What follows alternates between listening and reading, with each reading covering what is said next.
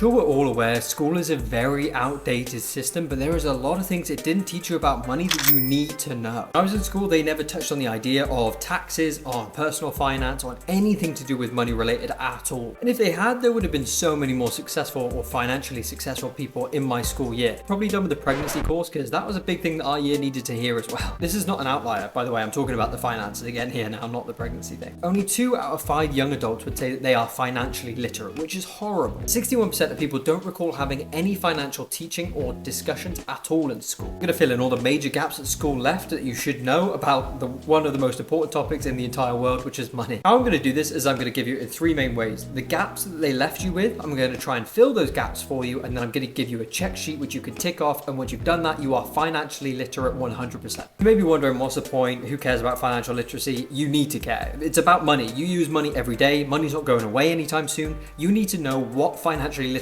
even means. To be financially literate means that you can understand your own personal finances. Why is that so important? Because you need to be able to control something, and you can't control it if you don't understand it. What do you not understand currently that school should have taught you? Number 1 is real world budgeting. This was not a thing that most people got taught at all. Everyone needs to know how much money they're bringing in and how much money is leaving their account. According to the FCA's Financial Lives survey, only 4 in every 10 adults feel comfortable knowing how much money is coming in and going out. This number needs to be 100% of people. Everyone needs to know how much money they bring in and where it all goes. Number 2, school has left a massive gap in terms of understanding taxes. Now, a lot of people don't understand taxes at all. Many students graduate without understanding anything to do with tax at all, and they get put into the real world where they have to pay tax. The National Foundation for Credit Counseling in the US found that 42% of Americans failed the basic financial literacy test, and many of this was to do with tax or personal finance. And not only this is the same over the pond in the UK. There's a study done by the OECD which found that UK ranks quite low in terms of financial literacy, especially within the young people in our generation, so the 15-year-olds. A lot of people don't understand income tax and where their tax money goes and what happens with tax just in general. A huge thing that gets overlooked completely but needs to be touched on is credit and debt management. Along with that, you also have things like basic investing. It's never taught in anything, along with financial risks and insurances that you'll need. These are all things you need to do as adults. Like, you have to have insurance as an adult, but you never get taught what that even means. And other things like entrepreneurial endeavors and stuff like that, that is never taught. It is just the rhetoric of learn the subject, go to school, get a job, blah, blah, blah.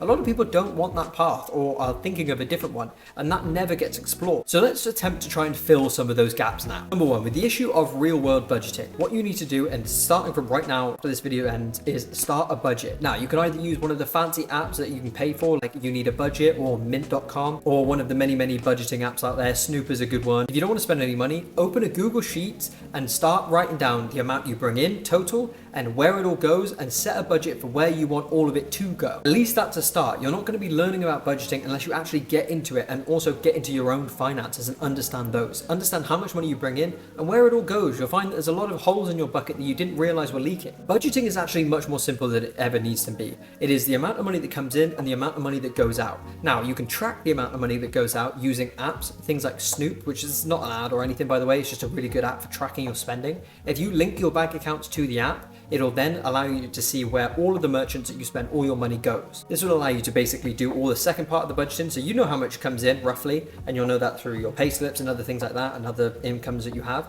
And then you can use this app called Snoop that will allow you to compile all of your spending, so it's all in one place and you can see exactly where your money's going. Number 2, I'm going to try and fill the hole of taxes. Basically, taxes are pretty simple. If you're a PAYE, so pay as you earn employee, then taxes are kind of already done for you. If you're an entrepreneur and you own your own business, it looks slightly different, and I'm not going to touch on that because that needs a much more in-depth explanation. My homework is open up a new tab and type in take home wage calculator and put in your salary. If you're in the UK, one will come up. If you're in the US or somewhere like that, if you just put in your state and then wage calculator, it'll be able to tell you how much you earn and where your tax goes. And then also just quickly Google tax bands in the UK and which one you sit in, and then find your tax code and Google that as well. Credit and debt management is a massive thing that you need to definitely cover. This world doesn't function without credit and debt, but you need to make sure that you know how to use it responsibly, otherwise it will cripple you. First of all, with credit, just find out your credit score. That's all I want you to do. Is just figure it out. You can use an app called ClearScore. There's Money Supermarket. There's loads of different apps. There are 3 main credit bureaus. The main ones that hold all of the data: Equifax, TransUnion, and Experian. And you can get their apps and you'll find the score, or you can use things like ClearScore, which do the same thing. They just scrape off of those platforms. Download an app like ClearScore and find your credit score. And there will be some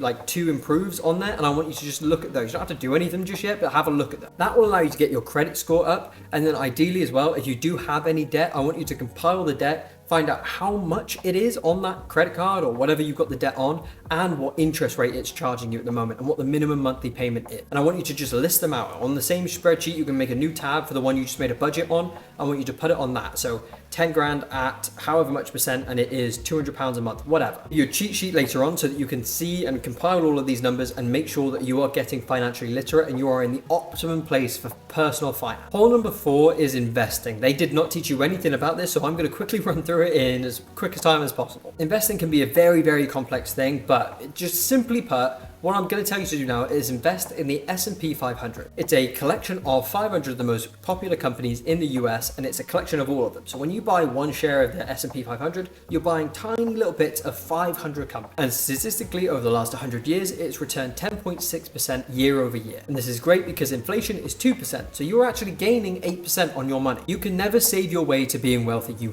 have to invest your money. You can't save it there. If you want to learn how to actually invest, that would take a whole different video, and that's one I've already done, which is investing your first £100 in Trading 2 and 2. So if you want to start doing that and you've done all the other things now, watch that video. You can just type in Trading 2 and 2, get your money up, and it will come up. Number 5, financial risk and insurance. This is a massive one that loads of people don't even like. They get really confused and really flustered when it comes to insurance. Insurances and risk can be a big topic to cover. What I'm going to suggest to you now in an actionable step is you have 3 months of expenses. So remember, you did a budget, so you know how much stuff goes out per month on a regular basis. You need 3 months of that money saved up in an account that you can't touch. If you have children, I recommend this goes to 6 months. This will allow you to mitigate some of the risk by having this emergency fund there. So it's like a rainy day fund. Anything goes wrong, you can pull from this. If your car explodes, you can pull from this money. You don't need to go into debt. You don't need to try and find and scrape together the money. You have it there already. This really helps put a buffer between you and the outside world, because you have this amount of money that if anything goes wrong, you can replace it from, you can use that money and then replace it later on. It's all needed to tell you to have an emergency buffer budget. You just need to have a rainy day fund. It's not a negotiable. And then the final hole is with the entrepreneurship route. Now, a lot of people don't even think that they can explore this. It is more available to anyone than it has ever been before. Internet has allowed you to make loads of money in loads of different ways. I don't feel like I'm quite qualified to speak on this. I don't run my own business or anything like that, so I'd recommend you watch Alex Hormozi. He has some great business advice, and you can just watch all those videos for free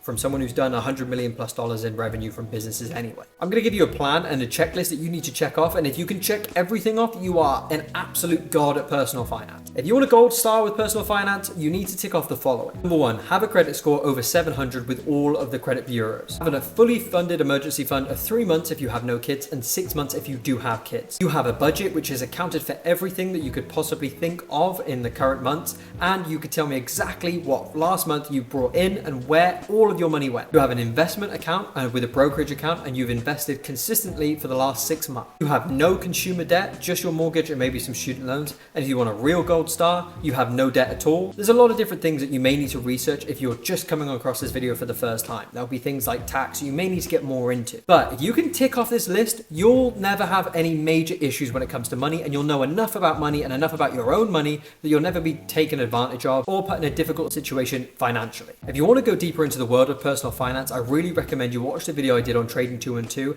and how you can actually start investing, because investing is the route to building your wealth, and it's the only way you're going to be able to get there. And lucky for you, I've done a whole video on how you can start from absolutely nothing to investing your first £100 in one single video.